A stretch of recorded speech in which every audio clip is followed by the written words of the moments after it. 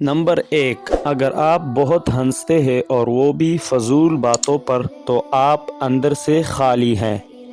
Number 2، اگر آپ بہت سوتے ہیں تو آپ اداس ہیں۔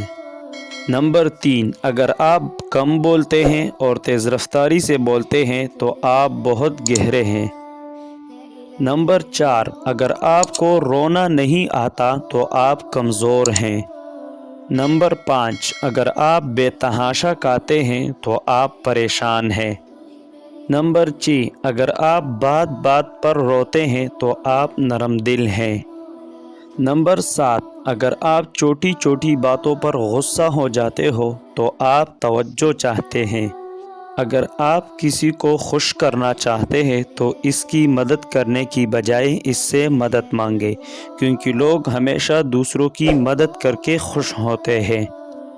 انسان کی خوشی صرف 9 دن تک رہتی ہے، چاہے وہ کتنی بڑی کیوں نہ ہو۔ آپ شیشہ میں جتنے زیادہ خوبصورت خود کو نظر آتے ہیں، اس سے 3 گنا زیادہ لوگوں کو نظر آتے ہیں۔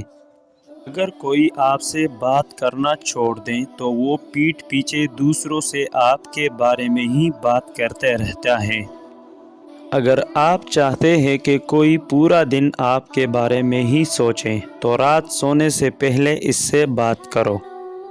جن کو نیا پن دیا جائے اور کچھ لکھ کر چیک کرنے کو کہا جائے تو 97% لوگ اپنا نام لکھتے ہیں۔